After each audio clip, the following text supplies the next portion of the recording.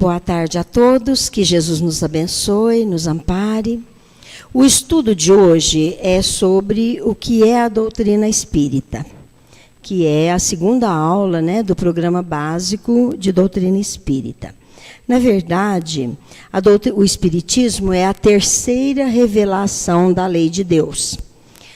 Deus, em todos os tempos da humanidade, enviou esses reveladores, que eram os profetas, os mensageiros, os missionários, a nos ensinar sobre as suas leis, para conhecermos a sua lei. Porque, na verdade, a lei de Deus está inscrita em nossa consciência. Mas Deus, para clarear nosso entendimento, enviou esses emissários, espíritos nobres, que divulgaram para nós esses ensinamentos. Então, primeiramente, as mais importantes, houve muitas revelações na nossa humanidade terrena, mas os mais importantes são Moisés, que é considerado a revelação mosaica, a primeira revelação de grande porte para a humanidade. Depois veio Jesus, cerca de 1.800 anos após Moisés, e depois a doutrina espírita. Então, são as três grandes revelações. O espiritismo é a terceira revelação da lei de Deus. E ele veio cumprir, na época predita, o anunciado por Jesus, aquilo que o Cristo disse: eu não vos deixarei órfãos, vos enviarei outro Consolador, que ficará para sempre convosco, e vos explicará tudo o que eu vos tenho dito. Jesus falou isso no Sermão do Cenáculo, na última ceia com os seus apóstolos, seus discípulos, Então, na época predita, na época que a humanidade estava preparada, veio a doutrina espírita. A humanidade já tinha um amadurecimento apropriado para receber as verdades, para instalar com esses ensinamentos o reino de Deus sobre a terra. Então, o espiritismo surgiu numa época de madureza espiritual da criatura humana, de amadurecimento intelectual. Nós sabemos que, quando a doutrina espírita chegou, a humanidade vivia a época do iluminismo, que eles chamavam a época das luzes, porque o conhecimento desabrochava no primeiro mundo, sobretudo na França e em todos esses países em redor.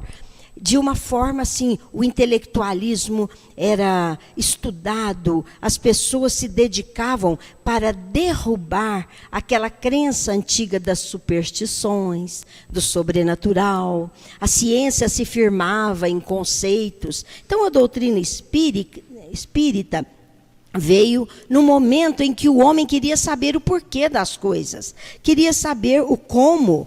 E ele surgiu como fruto de um trabalho de pesquisa, de estudo, de elaboração, tudo sob o crivo da razão.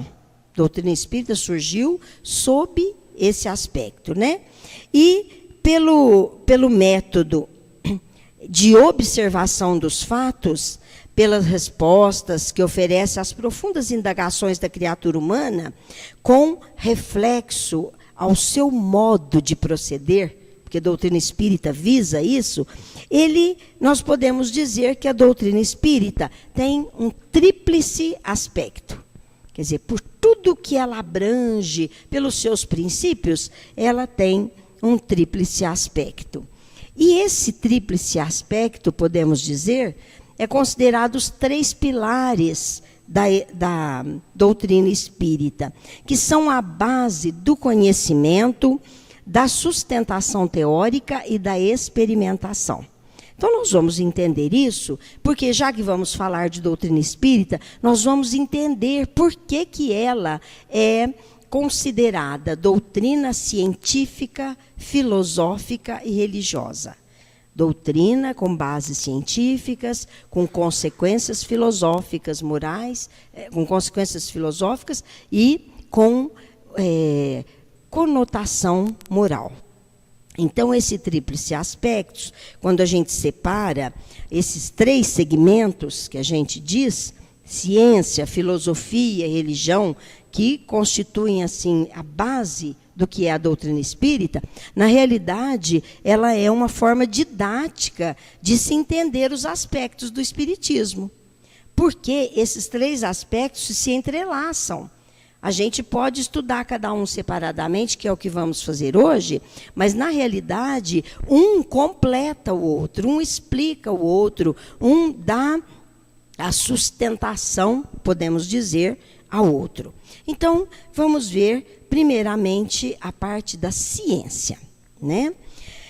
Kardec, ao examinar o problema científico do espiritismo, ele diz assim: a ciência, conforme como é dita como ciência, ela é incompetente para se pronunciar a favor do espiritismo. Por quê? A ciência estuda as leis físicas, as leis da matéria.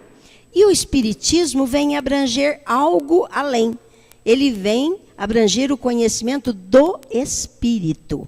Então, lá na introdução do Livro dos Espíritos, no item 6, ele fala isso. Ele insiste no caráter científico da doutrina. Por quê? Como ciência, ela tem os seus próprios métodos, o seu próprio campo de estudo, o seu próprio objeto de estudo. E ele afirma ali que o objeto de estudo é o espírito, e não as coisas da matéria. Então, por que essa insistência de Kardec em afirmar que o espiritismo é uma ciência? Porque o Livro dos Espíritos, antes do Livro dos Espíritos, todos os problemas que não eram explicados pela ciência eram tratados como milagres, coisas sobrenaturais, coisas que estavam a cargo de Deus e que era, vamos dizer assim, inacessível ao entendimento da criatura humana. Então, quando ele vem elaborar a doutrina, ele vem dizer para nós que não existe nada sobrenatural. E que toda a pesquisa que ele fez, por que era desconhecido? É porque nós não conhecíamos leis que explicavam aqueles princípios ou aqueles fenômenos. Então, as leis eram desconhecidas para nós, então, logicamente, as pessoas, por não entender, atribuíam ao sobrenatural. E ele vem explicar que não, que tudo estava, não existia mistério, tudo estava dentro das leis da natureza. E tudo que Deus faz pode ser explicado por nós. É evidente que tudo na época certa, no entendimento certo da criatura humana, né? Então, ele vem dizer que esses fenômenos que eram tratados de forma empírica, imaginosa, as religiões com seus intrincados problemas teológicos, com as suas ordens ocultas, corporações místicas, teosóficas, deslocavam esse problema do espírito para o misterioso, para o mistério. Então, Kardec veio dizer que isso não existia. Então, o Espiritismo veio modificar a ordem das coisas. O Espiritismo veio mostrar a possibilidade de encararmos esses fenômenos espirituais através da razão. E exigiu que nós questionássemos, usássemos da razão e não aceitássemos de uma forma cega aquilo que estava sendo nos mostrado ou nos apresentado. Então, o natural, através dessa investigação racional que Kardec fez, o sobrenatural tornou-se natural. É porque nós não entendíamos as leis, não podíamos analisá-las, e ele, ao fazer isso através da doutrina espírita, ele fala assim: tudo se baseia no conhecimento das leis do universo, que antes eram desconhecidas por nós. Então, quando a gente entende uma coisa, aquilo se esclarece, né?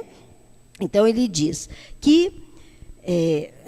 já adiantei aqui, né? Então, ele insiste no caráter científico, porque a ciência tem seus próprios métodos. Então, ele diz assim: não existe o sobrenatural, senão para a ignorância humana das leis naturais. Quando nós não sabemos uma coisa, nós tendemos a não aceitar, certo? Então, para nós entendermos, o professor Rivaio, que depois usa na sua obra o pseudônimo de Allan Kardec, ele começou os seus estudos sérios utilizando o método racional, o método científico, ou melhor, o método experimental, não elaborando nenhuma teoria pré-concebida. Não. Ele primeiro observava, comparava, deduzia consequências, e aí ele não criou nenhuma teoria. Ele apresentou a hipótese e a existência e a intervenção dos espíritos e concluiu pela existência deles através dos fatos. Quando ele analisava, ele questionava, ele ia a campo, vamos dizer assim, para a comprovação daquilo que ele observava. E ele questionava, então. Então, para nós entendermos o trabalho de Kardec, nós vamos ver quais são as etapas de uma teoria científica. Uma teoria científica, ela, quando surge um fato novo, então fatos novos se apresentam. Eles não podem ser explicados. Uma coisa nova, quando a ciência vai pesquisar, então ele observa, o cientista, compara, analisa. E vai do efeito às causas, aquilo está acontecendo. O que está causando isso? Ele vai do efeito às causas. Chega à lei que rege aquele fenômeno, aquele acontecimento. Na busca de tudo, numa teoria científica, é assim. E deduz as consequências daquilo que foi estudado. Busca as aplicações úteis daquilo. Né? E esses são os passos de uma teoria científica. Né? E ele descreve isso na Gênese, no item 14, capítulo 1. Ele fala, usamos os passos de uma teoria científica. Então, vocês observam, olha, a partir vamos seguir aqui, ó. A partir desses 4 itens que estão mais destacados, nós vamos ver as etapas de uma teoria científica, né? Fatos novos se apresentam. Ora, sugere primeiramente que quando você vai fazer uma pesquisa científica, você precisa achar o objeto de estudo. O que você vai estudar daquele fato? Então, é o primeiro passo, né? Então, é onde escolhe o objeto de estudo daquela ciência. Por exemplo, a astronomia escolheu os astros como objeto de estudo. A matemática, os números, os cálculos, etc. Assim. Então, esse é o primeiro passo, né? Delimita-se o campo de ação dessa ciência. A segunda etapa, lá, ele observa, compara e analisa. Então, é o segundo passo da teoria científica. Então, o cientista vai pegar aquele objeto de estudo e vai saber tudo sobre ele. Como ele reage, como acontece, está observando, está analisando, está comparando. Então, é a segunda etapa da pesquisa científica. Passa a terceira. Depois que ele conhece tudo daquele objeto, ele chega à lei que os rege, os rege, né? Que o rege aqueles fatos. Então, ele, para estabelecer a lei, quando eu faço isso, acontece isso. Quando eu faço aquilo, acontece aquilo. Então, ele delimita as leis daquilo que ele está estudando. E a quarta etapa da teoria científica é quando ele deduz as consequências, quer dizer, as aplicações úteis daquilo que ele está estudando.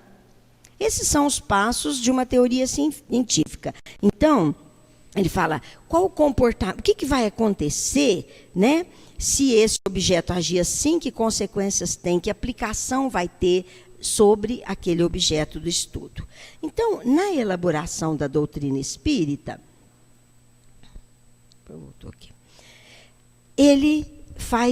ele usa os mesmos passos da teoria científica. Então, ele começa. A primeira fase, fatos novos se apresentam. Quais eram os fatos que se apresentaram? Os fenômenos, as mesas giravam, os espíritos falando através das pessoas, apareciam escrita na parede, apareciam escritas. Os fenômenos estavam abundantes.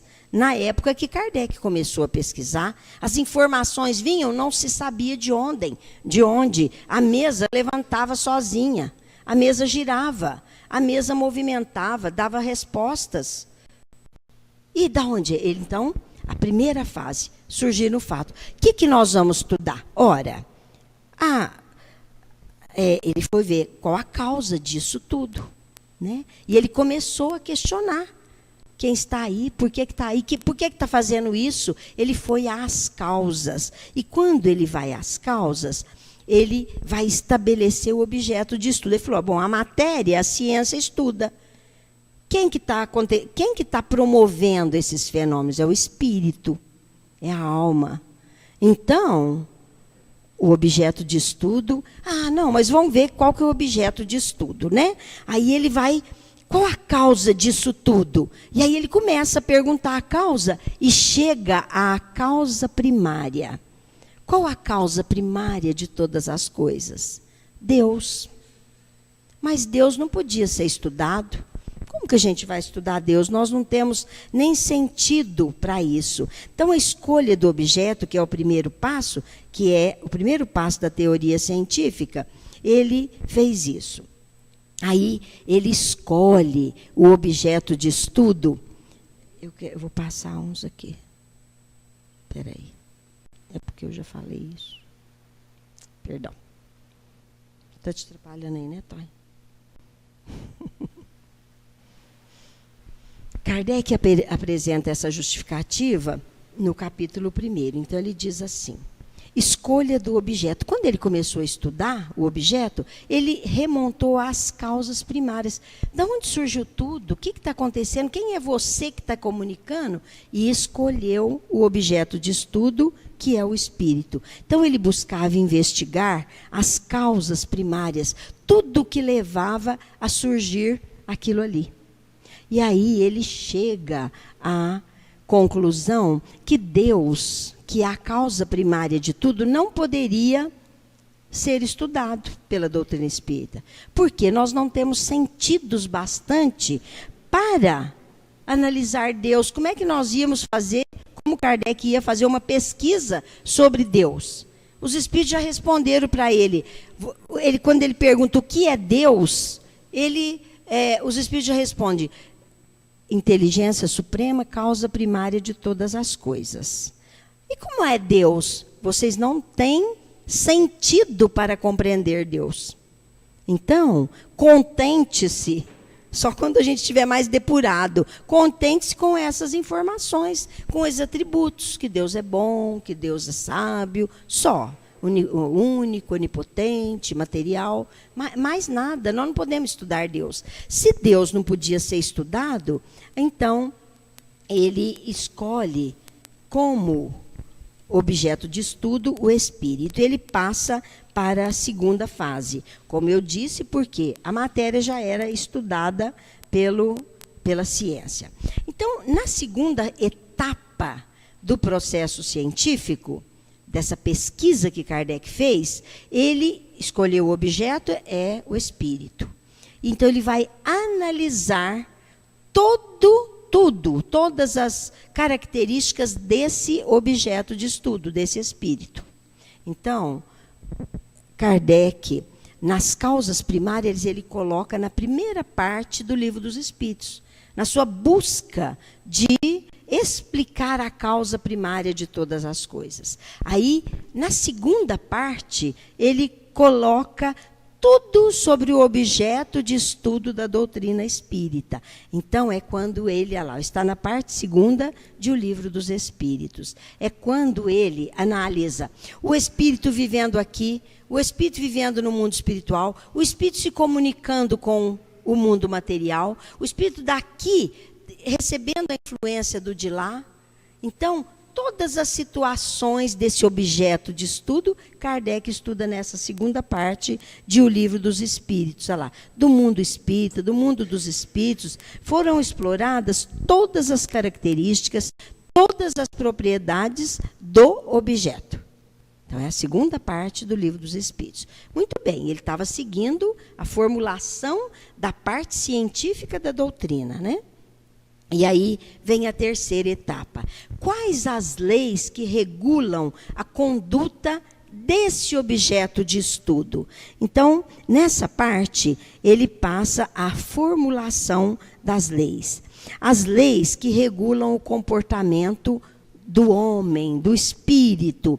Então, se as leis físicas regem o mundo material, tem leis que regem o mundo moral nosso, dos espíritos, né? Então, através da mediunidade, ele pôde observar assim. Ele nem queria dar um caráter religioso para a doutrina espírita, mas quando ele questiona e os espíritos respondem que estamos submetidos a uma lei divina e que o nosso comportamento deve seguir essa lei divina, ele não teve como separar o aspecto moral desse conhecimento científico. Por isso ele diz que a doutrina espírita tem um tríplice aspecto, que é o científico, o filosófico e o moral. Então, os espíritos vêm falar, ora, a experimentação permite que essa lei nos mostre que conduta devemos ter para termos equilíbrio, para termos harmonia. Então, ele formulou uma lei sobre a vida do espírito, que é o objeto de estudo da doutrina espírita. Aí, o que é essa lei? É a lei de adoração, é a lei de conservação, é a lei de justiça, amor e caridade. E ele separou em 10 leis, que são separadas de forma didática, mas na verdade é uma só. É uma lei, é a lei divina, explicada em itens para nós. Então, as leis morais é que regulam a vida, conduta, o comportamento desse espírito que é estudado pela doutrina espírita e que somos nós, né? Então, elas estão contidas na terceira parte do Livro dos Espíritos. E ali estabelecem todos os deveres do homem para consigo mesmo, do homem para com o seu próximo e do homem para Deus. Então, a trilogia também. Eu, Deus e o próximo. Certo? Então, as leis morais, ela veio ser colocada estabelecendo a terceira etapa da teoria científica. Aí vai para a quarta etapa. O que Kardec fez? Quais as consequências daquele objeto cumprir ou não cumprir essa lei? Aí veio a quarta parte do Livro dos Espíritos. Vai para o inferno? Vai para o céu? Existe purgatório? O que acontece se eu fizer o bem, se eu fizer o mal? Consequências do cumprimento ou não dessa lei. E lá ele explica tudo. O que é isso? Existe? O que acontece com esse espírito na hora que chega lá? Qual a finalidade do espírito viver ou não num além-túmulo? O que acontece? Que é a última parte do Livro dos Espíritos. Olha lá, do cumprimento ou não das leis, decorrem necessariamente as penas e os gozos terrestres ou as penas e os gozos futuros. Conforme eu ajo aqui, a minha ação vai ter consequências. E aí, essa parte, olha lá, ó, as consequências para o espírito do cumprimento ou não das leis morais são estudadas na quarta parte de O Livro dos Espíritos, que chama das esperanças e consolações. Então, gente, tudo isso que nós falamos dão o caráter científico à doutrina espírita. Como eu disse no início, o espiritismo não estabeleceu nenhuma lei. Olha o trabalho dele, né? Nenhuma teoria pré-concebida, não apresentou hipóteses sobre reencarnação, sobre perispírito, sobre a intervenção dos espíritos, nada. Ele questionava primeiro. Tem uma pergunta lá no Obras Póstumas que ele falou que, primeira coisa, ele perguntou quando a médium falou, quem está aí? Quando estava acontecendo o fenômeno das mesas girantes e tudo aí, o espírito responde, sou um defunto. Quer dizer, eu sou um morto. Ele ainda usa esse termo. Então, ele anotou, ele não deduziu. E ele fala lá que teve muitas coisas que ele pensava que era diferente, os espíritos davam outra resposta. Então, ele não teve a participação dele, a não ser no questionamento, na análise e na comparação. Na formulação das respostas, não. Então, ele concluiu, pela existência dos espíritos, através da observação dos fatos, que resultou como evidência. Eles davam provas da sua existência. E isso tudo deu ao trabalho científico de Kardec, não foram os fatos que vieram posteriormente confirmar a teoria, mas foi a teoria que veio subsequentemente explicar e resumir os fatos. Nós estamos falando tudo isso porque o Espiritismo é uma ciência de observação, de experimentação e não produto da imaginação de alguém. Alguém resolveu inventar tudo isso para a gente acreditar. E ele pesquisou e mostrou, através das obras, o seu trabalho de pesquisa, né? Ele estudou as propriedades dos fluidos espirituais, a sua ação sobre a matéria. Ele estudou a existência do perispírito, que é o corpo fluídico da alma. Já Paulo falava isso. Ele falava assim, meu corpo espiritual abandonou este corpo carnal. Então, ele já falava que existia isso. Só que não era entendido. E Kardec veio explicar o que é o perispírito, o que é isso, esse corpo espiritual, por que ele existe. Então, tudo isso, ele concluiu que o Espiritismo é, pois, uma ciência. Então, quando as crenças espíritas estiverem mais vulgarizadas, quando as pessoas aceitarem, né, dar-se-á com ela o que se tem dado com todas as ideias novas que encontram oposição. Os sábios se renderão à evidência. Então, gente, doutrina espírita é ciência. Por tudo isso que nós falamos. Mas doutrina espírita também é filosofia. Então, vamos ver o que é filosofia, para a gente entender. Para entender a filosofia, nós temos que entender como ela surgiu, né? A origem, ela surgiu na Grécia com o propósito de libertar o pensamento das suas bases míticas. Imagine o povo mais antigo, eles acreditavam no sobrenatural, tudo que não podia ser explicado era milagre, era produto da divindade, né? Era ação da divindade sobre as coisas.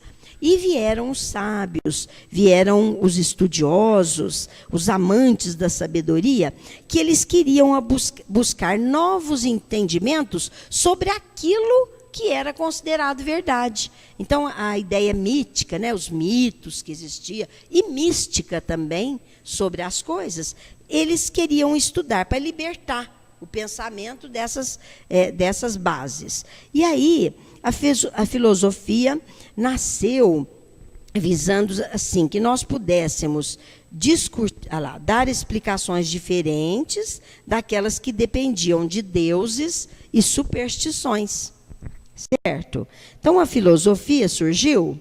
A filosofia nos permite discutir, desenvolver e aplicar critérios de julgamento a fim de avaliar o valor da verdade, do conteúdo de nossas crenças, da legitimidade das normas, hábitos, costumes que regulam nossas ações e comportamentos. Esse é o objetivo da filosofia. Quando alguém descreve uma coisa e nós questionamos, nós estamos filosofando. Nós queremos saber o porquê, de onde que ela tirou aquela ideia, por que a pessoa tirou aquela ideia.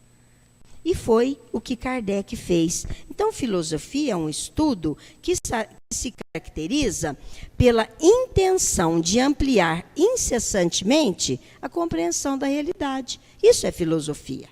É o estudo sobre os conceitos que já são crença, que já são apregoados. Então, a filosofia surge para analisar tudo isso, né?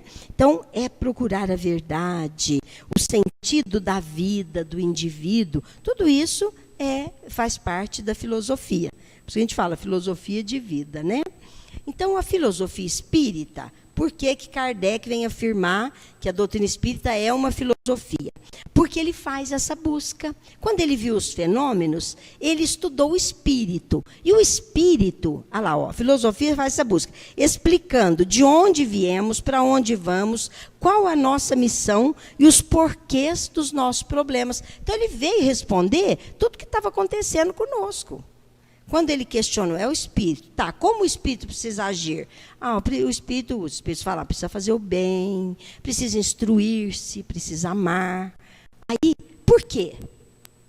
Para quê? Como ele vai fazer isso? Essas foram as questões filosóficas que o Kardec fez. Quer dizer, nós viemos de onde?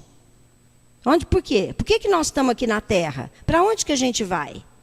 Então, eram questões filosóficas. Também, quem é esse Deus?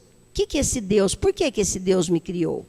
São questões filosóficas que ele questionou abertamente para os espíritos. Então, ele deu o caráter filosófico à doutrina. Por isso, ele afirma que a doutrina espírita é filosofia. E como nós já falamos, a filosofia espírita compreende todas as circunstâncias morais que decorrem dos seus princípios. Quando ela fala a crença em Deus, que é um dos princípios da doutrina.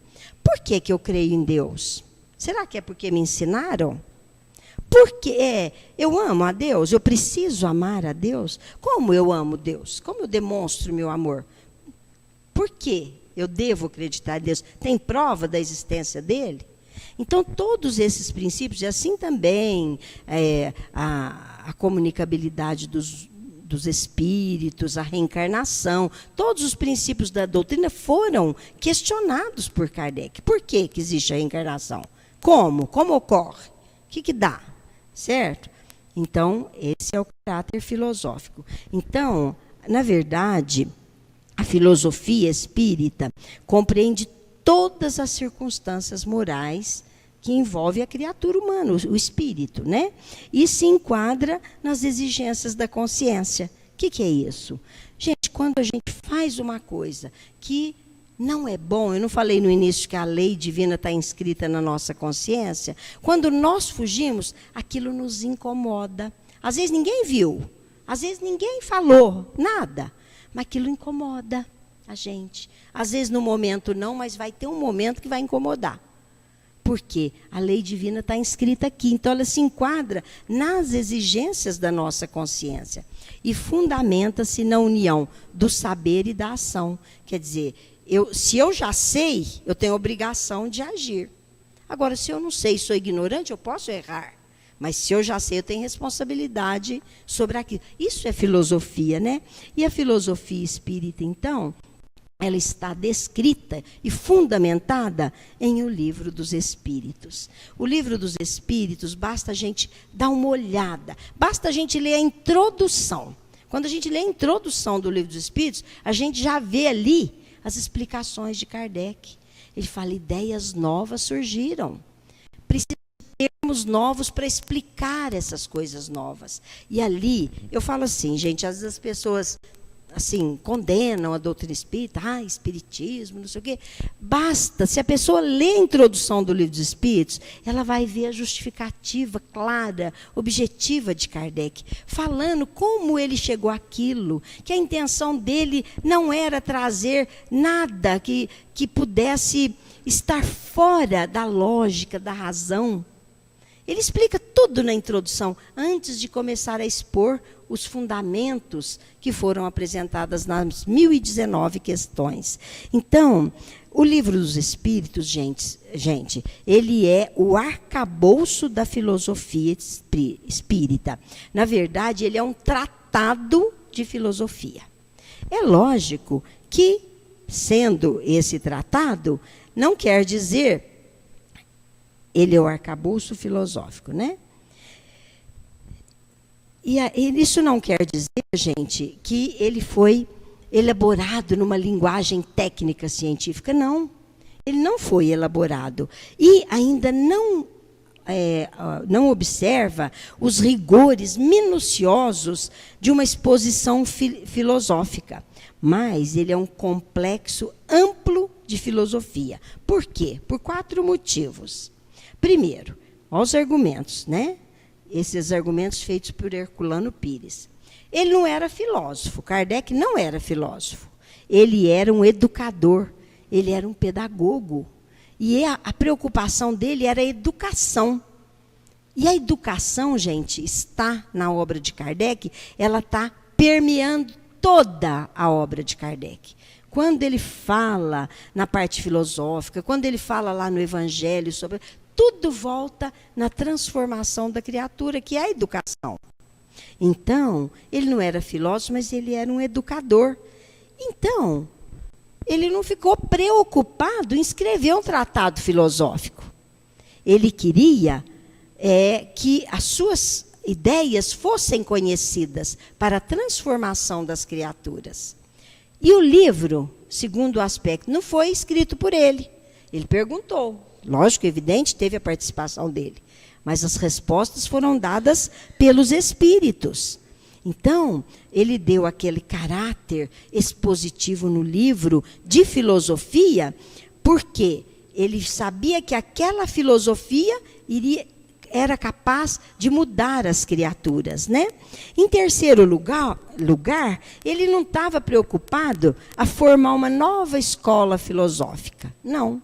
Ele queria, sim, que a doutrina fosse conhecida. Porque aquilo, ele fala lá no livro Obras Póstumas, que ele viu naquela nova ciência, naquela nova doutrina, as respostas para todos os enigmas da humanidade. Olha a preocupação de Kardec. Então, o Livro dos Espíritos ele é um tratado filosófico pelo seu conteúdo, apesar de não ter o caráter de uma escola filosófica, nem a descrição conforme se diz, né? Então, ele evitava, na forma como ele deixou de forma fácil, no diálogo que ele usou, ele evitava o prejuízo do espírito de sistema. O que é isso? Vou fundar uma nova escola filosófica que tem essas linhas de pensamento. Então, nada disso. Pelo conteúdo da obra, ele era capaz de enfrentar a academia, porque estava tudo nos moldes da teoria, da ciência, da filosofia, da religião. O livro se destinava ao grande público. Ele não estava preocupado em formar uma escola filosófica para todo mundo seguir. A linguagem não serviria, uma linguagem filosófica, não serviria aos propósitos de divulgação da doutrina, que é o que ele queria. Ele queria que as pessoas conhecessem. Ele queria que as pessoas vissem a lógica de tudo aquilo lá. A simplicidade das respostas dadas pelos espíritos, da organização que ele elaborou na doutrina, trouxe a vantagem de explicar o cristianismo de uma forma clara, objetiva, precisa e lógica, né? Então, tudo isso Kardec se preocupou. E o Livro dos Espíritos, então, se enquadra perfeitamente nas formas clássicas e fecundamente livres da tradição filosófica. Porque ele usa, como Sócrates, o diálogo. O Sócrates não usava com seus alunos o diálogo. Ele perguntava para que eles pensassem, para que eles buscassem respostas às suas questões. E Kardec fez isso. Ele, através de perguntas e respostas, ele estabeleceu diálogo com os espíritos e trouxe para nós essa filosofia maravilhosa. E ele diz assim: a força do espiritismo está na sua filosofia, no apelo que faz à razão e ao bom senso. Então, quando ele explica por que eu tenho que ser bom, e ele dá o porquê, ele diz a importância disso, ou as consequências de eu não ser bom, é resposta filosófica. Então, ele argumenta. E aquilo vem de acordo, vem satisfazer a razão e o bom senso. Então, o Espiritismo é uma doutrina de livre exame, sustentada na fé raciocinada. Porque ele fala, não aceitem cegamente aquilo que não corresponde à lógica. Tanto que ele fala, até a fé, quando ele fala na fé, né? A fé precisa ser encarada, que era a crença, né? Nós tínhamos que ter fé nas coisas que a igreja ou o modelo religioso ensinava. Então, a fé deve ser encarada através da razão em todas as épocas da humanidade, né? Então, a doutrina espírita é uma nova filosofia, estribada na ciência, que já explicamos, cujas consequências morais preparam a humanidade para uma nova era. Então, ele veio explicar que a doutrina espírita é filosofia também, certo? E é o momento em que haverá um momento em que os valores espirituais preponderarão sobre os valores materiais. Então, Kardec deixou claro a importância do espírito, as consequências de nós pautarmos a nossa vida conscientes de que somos espíritos, de que somos criaturas em evolução e que todas essas leis formuladas pela doutrina espírita, um dia nós vamos precisar cumpri-las para a nossa transformação, para a nossa purificação. Mas ele veio afirmar também que doutrina espírita é uma religião. Então, o que a gente vê? Quando Jesus falou, eu vos enviarei um Consolador que ficará para sempre convosco e vos relembrará de todas as coisas que eu tenho dito e vos explicará o que eu disse e vos ensinará novas coisas, né? Então, veio a doutrina espírita, que é o Consolador prometido por Jesus. O homem primitivo, não conseguindo explicar as coisas que ele não entendia, né, os fenômenos naturais, o relâmpago, o trovão e etc., ele atribuía até o nascimento, a morte, a germinação da semente, atribuía isso a uma potência superior. Por isso que a gente fala que o sentimento de divindade, a crença na divindade, é um sentimento inato. Porque a humanidade, nós, né, nos períodos primitivos, nós não entendíamos, mas sabia que tinha uma força superior, tanto que o homem temia. Ele temia o trovão, ele temia as tempestades. Ele sabia que tinha uma força superior comandando a sua vida, só que ele não sabia explicar. E aí surgiram as várias crenças, né, as primeiras formas de adoração. Então, eles, através assim, dos diferentes cultos, as religiões do passado, faziam oferendas para aplacar a ira dos deuses. E aí tinham muitos deuses. A origem de muitos deuses é isso. Tinha o Deus da lua, o Deus do sol, o Deus da tempestade, do trovão, etc. Porque o homem não sabia explicar tudo isso, né? E como tinham pessoas que percebiam mais essas coisas, tinham dons diferentes, elas ganhavam notoriedade, que eram, na verdade, os médiuns, mas eram considerados profetas, os santos, os feiticeiros daquela época, da época primitiva. Então surgiram as inúmeras formas de adoração e o temor por aqueles que exerciam essa força sobre os outros, porque eles explicavam. Surgiu as inúmeras formas de adoração das criaturas, né? E como a doutrina espírita não tem assim cultos, sacerdotes e tal, surgiram entre esses primitivos, entre nós primitivos, aqueles que se destacavam e passavam a dominar os outros pelos seus poderes, pela sua sabedoria, né? Então, as crenças antigas, elas são recheadas de sacrifícios, de nomes, que depois levou o nome de pagãos, né? Os pagãos eram os que acreditavam em muita coisa, não é o que não acredita em nada, não. Que acredita em muitos deuses, na verdade, o paganismo, né? Eram os pagãos que eles falavam. E aí vinham as oferendas mais esdrúxulas, né? Queimavam animais, teve época que queimavam gente, queimavam virgens, mocinhas virgens, como eles falavam, para oferecer aos deuses, né? Então, o Espiritismo, então, veio dizer tudo isso, não tendo formas exteriores de adoração, nem sacerdotes, nem rituais, nem liturgia, não tem dogma, não era entendida pelas pessoas como religião.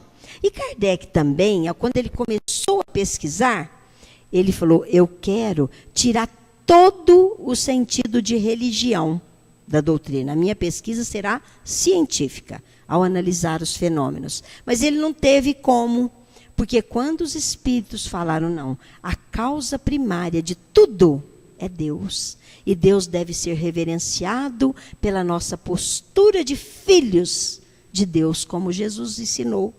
Deus é meu Pai. Tinha muitos nomes. Jesus transformou o conceito de Deus na mais bela expressão que nós podemos entender. Deus é nosso Pai. E o Espiritismo veio arrematar. Como é que é esse Pai? Inteligência suprema, causa primária de todas as coisas. Olha que maravilha, gente.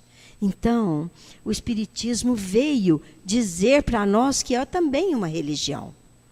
Por quê? Porque aceita Deus e sabemos que fomos criados por Ele e devemos conduzir a nossa vida em sua direção, na busca da perfeição de cada um de nós, através das inúmeras encarnações. Então, esse é o caráter religioso da doutrina espírita. Então, a doutrina espírita é religião. Mas não é religião que tem ritual, que tem culto, que tem dogma, que tem sacerdote, que tem hierarquia. Nada, nada. Doutrina espírita é religião no sentido de que nós podemos nos ligar a Deus. É o sentimento. Essa é a religião do espiritismo. É aquilo que eu sinto com relação a esse Deus, a esse Criador. É a minha ligação com Ele. Essa é a religião do espiritismo. Tanto que Emmanuel diz, religião é sentimento, cuja exteriorização é sempre o amor. Quer dizer, se eu quero ser religioso, eu tenho que amar. Essa é a proposta da religião espírita. Então, se falar que doutrina espírita é religião porque tem outras coisas, então ela não é religião. Mas ela é religião porque ela incentiva, incita o homem a buscar Deus, a entender Deus, a aceitar Deus, e não a temer Deus. Sou temente a Deus, não. Eu amo Deus. Como é meu amor a Deus? O que é amar a Deus? Amar é fazer a sua vontade. Qual é a vontade de Deus? É que nós nos amemos uns aos outros, no sentido mais profundo dessa palavra. Então, gente, o espiritismo como ciência e filosofia dá ao homem a resposta, o conhecimento dos grandes enigmas da vida. Porque ele provou a existência dos fenômenos, através da filosofia, justificou por que devemos seguir esses ensinamentos, essas leis que estão inscritas na nossa consciência. Mas como religião, oferece orientações para que o homem se transforme sempre para melhor. Então, com o espiritismo, segundo o Herculano Pires, esse é ele aqui. Antes, através do Evangelho, Kardec firmou a ideia de que o espiritismo é uma religião, porque ali ele reviu, ele explicou, ele descreveu os ensinamentos de Jesus para ser entendido por nós. Então, o espiritismo, com a publicação do Evangelho, ele admite que a moral espírita, que a religião espírita é a moral do Evangelho. Quer dizer, aquilo que Jesus havia dito, a doutrina espírita referenda tudo. A doutrina espírita adota, a doutrina espírita aceita e explica. Então, mas explica como? No seu sentido lógico, no seu sentido da racional. Então, não aquele sentido desfigurado, sem compreensão. E a fé raciocinada é que é capaz de nos fazer entender os ensinos de Jesus. Por quê? Ela enfrenta a razão enfrenta o conhecimento em todas as épocas da humanidade. E aí, segundo o Herculano Pires, que foi um escritor excelente, analisou a obra espírita, ele fala assim, que o cristianismo é lento, grandioso e profundo processo de reforma do mundo. E o cristianismo está transcrito no Evangelho, certo? Então, a doutrina espírita, na sua parte de religião, no seu aspecto moral, ela está fundamentada no Evangelho, nos ensinos de Jesus. No Novo Testamento, como a gente sabe. Então, ele não se proclama como o único meio de salvação, o Evangelho. A doutrina espírita, tem base, os princípios fundamentais do cristianismo. E ela não se proclama, gente, como o único meio de salvação, não. E não faz de si o detentor exclusivo da verdade. Porque olha o que Kardec falou. Se uma verdade for contestada e novas explicações vierem, a doutrina espírita se adaptará e aceitará aquilo que a ciência comprovou. Só que até hoje não aconteceu. A doutrina espírita, tudo que ela disse, até hoje não pôde ser contestado, né? Porque a doutrina espírita é essencialmente universalista, quer dizer, é para todas as criaturas em todos os pontos da Terra. Emmanuel vem dizer assim: Jesus é a porta e Kardec é a chave. A doutrina espírita é a chave que nos permite ter uma visão global da revelação cristã. Então, vocês vejam que com o Espiritismo, a verdade esclarecida, a fé, pela fé, através da razão, o homem vai compreender a sua natureza, o seu destino, né? E ele não deve temer a verdade, o homem. Ele deve apenas crer e amar, mas também, sobretudo, crer e amar.